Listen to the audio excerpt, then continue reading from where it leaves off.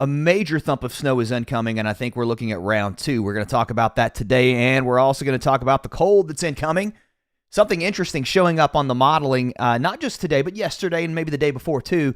I didn't show this much, but look at these multiple waves of cold weather that have been shown here on the European over the last couple of runs. You just continuously see that reloading again and again and again. And while I think there will be some warm-ups, especially here across parts of the south, we are seeing these pushes of cold down into the east. Across the west, a little bit of a different setup, maybe a quick shot here into the northern Rockies, but above average at least is the norm, I think, heading over the next couple of days. There is some snow on the ground now. We're striping it out here. Look at the snow hole. If you're in Winnipeg, you know what I'm talking about. Parts of Saskatchewan and Manitoba, even northern Alberta. What is this, Grand Prairie? You get up here. I'm not so sure if there's snow on the ground in Grand Prairie right now, but just a question. Maybe someone's watching from that region. This is the European long-range weeklies. This is the control, so it's a little more, more aggressive, I think. But I was looking at the averages too, and it's also showing some cold heading into December, and it looks like that tries to stick around. Now, keep in mind, you might look above average across Canada, but it's still going to be cold here. The overall consensus seems to be cold weather around the Great Lakes, into the east, and then look what happens in January. I think the big January thaw is going to be coming once we get rid of all of this snow and cold. I think that December is going to give us this year, and it's part of that stratospheric warming that we saw, now a couple of weeks ago that started, and it's unfolding now, and there may be another one on the way too, which could bring another round of cold. All right, here's where the winter storm warnings are. This has expanded. The new products that came out this morning pushed the winter storm warnings into Chicago, Milwaukee, not to St. Louis, though. We've got a winter weather advisory here, and that's because we're going to see that flip over to rain. Indianapolis, I think you see too much mix. I don't see this going winter storm warning. I could be wrong, but at this point, I think most of the snow is going to be north of you. Grand Rapids, I think we're getting snow here. We're just still a little bit far out in time. But winter storm warnings for Milwaukee, Madison, Chicago, back to Des Moines, and then up to Sioux Falls as well, and then further to the north and west across South Dakota, I should say, flanked by winter weather advisories across the rest of South Dakota, North Dakota. The northeast corner of Nebraska also under winter storm warnings today, and we've got the warnings going for the snow that's going as we speak, as this video is being streamed live. If you missed these streams, you can always come back and watch them, but that's up into parts of Montana.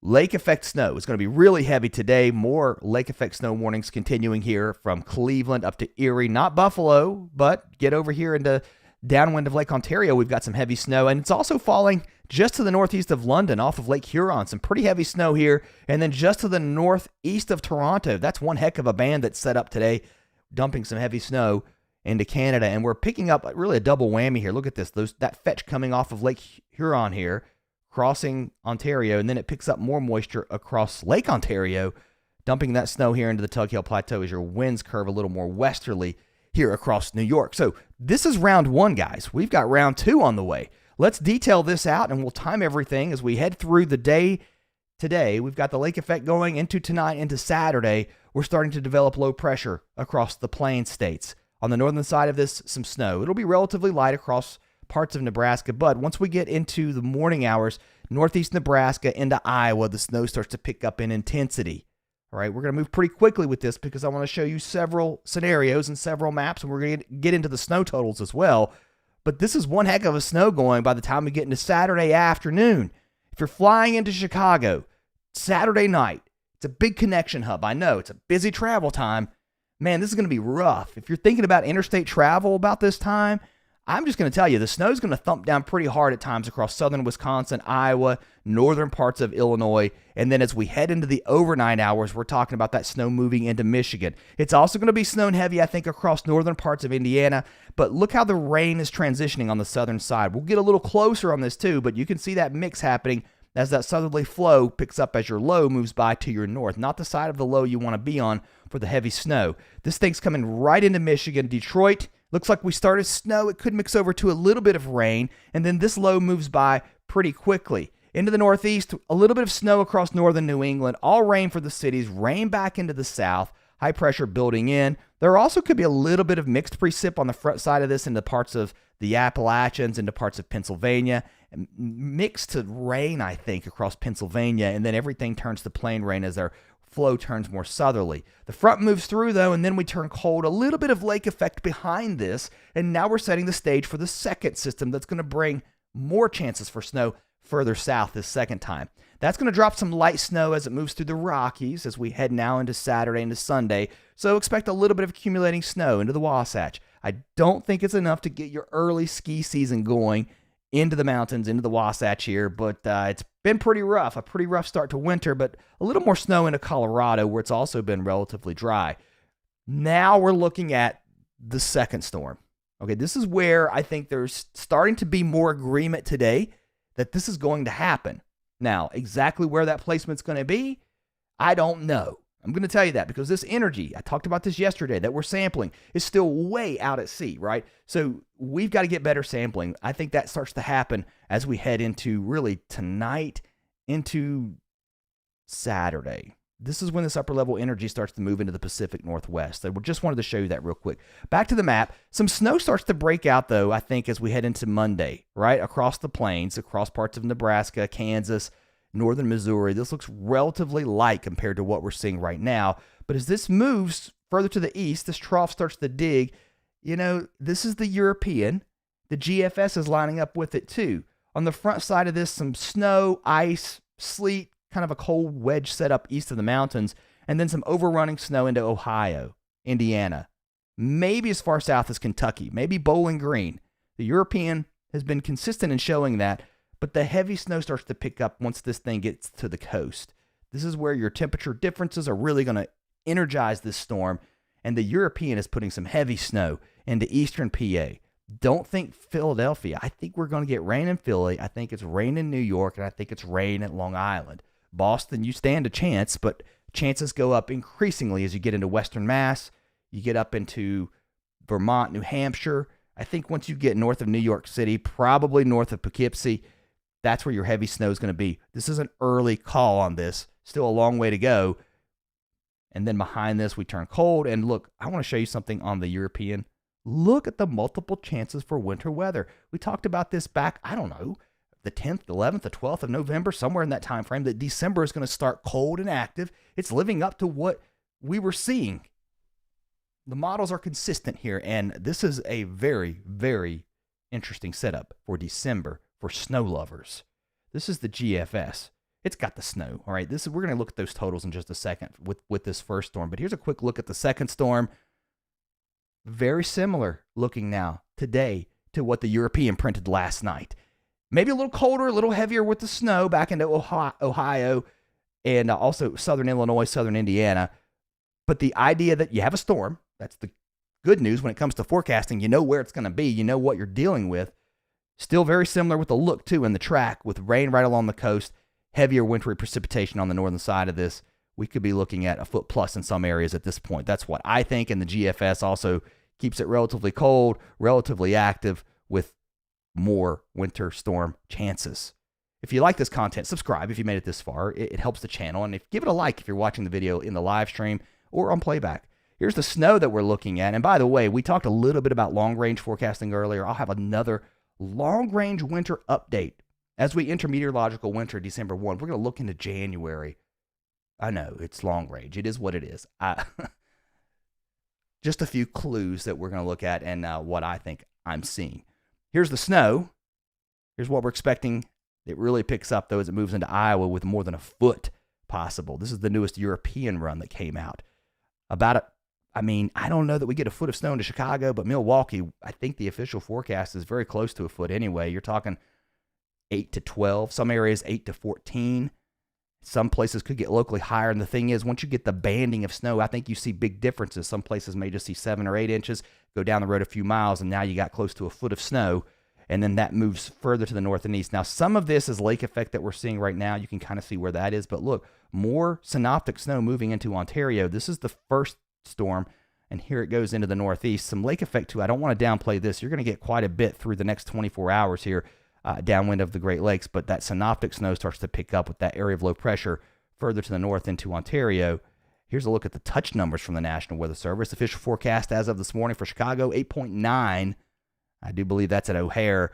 Back to the west, though, heavy snow across northern Illinois into Iowa. You get down to Indianapolis, looks like the official forecast is around 4 inches or so. I think a good 2 to 4 looks likely, but get north of town here, now you're up to 6 plus, and those numbers go up pretty quickly here across northern Indiana, especially if you can get that banding of snow going, and that could extend it. Maybe these totals get a little higher into Michigan too with this low moving by, but watch out here across Iowa. This is going to be a tough go with more than a foot of snow possible in some of these areas, and the wind is going to start to pick up too. And I got to wonder too, you see a little bit of enhancement in numbers right here across eastern parts of Wisconsin. The winds are going to come in out of the east, so there could be a little bit of lake enhancement to that snow that's moving through. This is not model data. Again, this is National Digital Forecast Database numbers from the National Weather Service. All right, here's what's happening with the next storm. Okay, I don't know that I'm on board with this, but this is a look at the snow totals on the European, taking out what's happening right now and showing you what's going to happen with the snow totals in the 3-day range, 3 days before the 3rd. But again, I'm not going to track these individual totals, but the models are spitting out numbers more than a foot here. North of Bristol, north of Hartford, get up towards Springfield, Mass, Concord, New Hampshire. Don't want to mispronounce that. They'll hang me out to dry. Even Portland, Maine here. Some snow all the way down to the coast with this track. Doesn't put the snow into northern Maine. Again, this is the European from this morning. This is even more interesting, I think, than what I just showed you. This is the European ensemble guidance. This uses more than 50 members, and it gives you an idea of where you're going to see more than 6 inches of snow. And now you're seeing that increase. At least it's showing up. You've got this, 20 to 30% chance, almost 30 to 40 now growing across western Mass. If you take this down to 3 inches, clearly you're seeing numbers over 50%, even 60, some higher numbers across PA. Very interesting to see that. And then on the GFS, we're definitely seeing more snow start to show up further to the south and west. Still putting out close to a foot of snow into the northeast with the second system. And I'll tell you, the GFS is a little bit heavier on that snow too, back across Pittsburgh, Chillicothe, Ohio, Dayton. I don't know, Dayton may be a little lighter, but get back to Cincinnati, Louisville, a little bit of snow accumulation with this. And then maybe a little more snow on top of what we're going to see further to the north and west. There's the European GFS, European GFS. Very similar. The fact that we're seeing it, to me, very impressive. Further to the west, the European also picking up on some lighter snow. It's not going to be nearly as heavy across the central U.S. Here's a closer look at our system as it dives in from the northwest, bringing that snow across the northern Rockies into the plain states, and then the second system that's going to bring that snow into the northeast moves through the western mountains and then into the plains. Going to move pretty quickly here. There's your snow totals too. We looked at that earlier. There will be a little more snow on the way with the second system, putting that into Colorado with a couple of inches, maybe even a foot of snow into the highest elevations. Cold temperatures too. Look at the numbers falling as we head into Saturday, near or below 0. Man, this is some cold. And think about it, guys. You got some snow on the ground now. You could end up with some really cold temperatures and that sun angle getting super low in the sky too.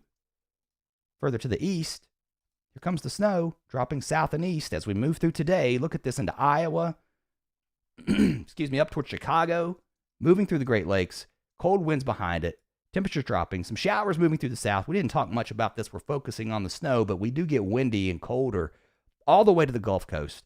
And then here comes your second system, starting to dig a little bit with that snow moving across the plains and then driving east. Here's a look at your temperatures here heading into Friday. Here comes the cold into Texas. Another front moving through, dropping our temperatures back. Highs on Sunday, barely getting into the 40s. And then the cold really starts to build east. Look at these numbers. You've got fresh snow on the ground. That cold that's going to be moving south out of Canada with snow on the ground, it's not going to modify as much as it would maybe if we were dealing with a snowless Midwest. So I think that increases the chances for snow. We'll talk about that again. A long-range update coming for you weather geeks out there. If you're like me, subscribe. I've got another one. I want to look at some things that are really telling about maybe what winter has ahead. And then here's a closer look into the east. This is the second storm, though. There comes the first one with some rain and snow across parts of the mountains here into Pennsylvania, New York. The big snows, though, again, off to your north and west. For you guys, we're watching the second system that starts to dig in. It's going to bring rain into Tennessee this time. No snow for you guys from Cookeville to Crossville to Nashville. I think it's all rain to Knoxville to Bristol. Up to Louisville, though, you start to see a better chance of snow. Southern Indiana, Southern Illinois, watch this one.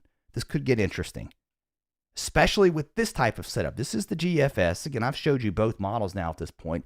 We're just zooming in a little bit closer. It's usually a little aggressive on the precipitation. It's usually a little bit colder, so I don't know that you get the snow and the mixed precip. I think it's just going to be a rain-snow event. You're not going to see ice with this type of setup. That's going to be either rain or snow. Could be a mixture here. And then you start to really see that low deepen as it gets here just off the coast of Maine. Again, a thump of snow on the way here, I think, over the coming days.